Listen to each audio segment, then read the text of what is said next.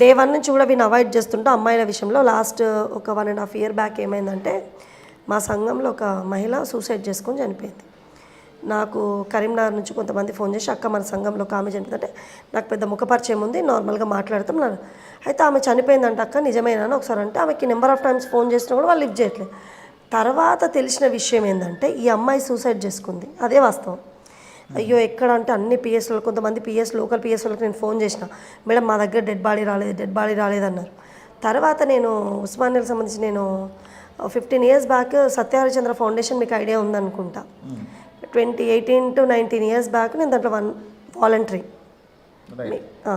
So అన్న ఇట్లా అంటే మనకేం డెడ్ బాడీస్ రాలేదు, కన్సల్ట్ పిఎస్లో అడుగున్నాను. కొన్ని పిఎస్లో అయితే అడగగా ఒక ఆఫీసర్ నాకు ఫోన్ చేసి మేడం ఆ డెడ్ బాడీ మా దగ్గర అయింది, మాది కార్ఖానా పోలీస్ స్టేషన్ అని చెప్పిన. అప్పుడు రవీందర్ గారు ఉండే సిఐ.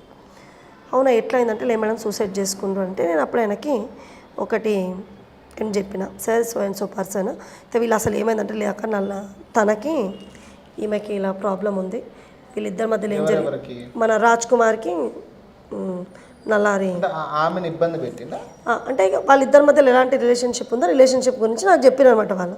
అక్క అందుకే వీడు ఏదో చేసిండక్క ఇంతకుముందు కూడా. అప్పుడు వచ్చింది మెయిన్ టాపిక్ స్టార్టింగ్ ఎట్లా వచ్చిందంటే లేక వీడు ఇంతకుముందు కూడా కరీంనగర్ ఇట్లనే ఆలుతుంది తిరిగింది ఇట్లా చేసిండక్క అంటే ఎప్పుడు వచ్చినా రాజ్ కుమార్ అని ఈయన గురించి వచ్చేది మా సంఘానికి. ఆమె మా సంఘంలో సభ్యురాలు.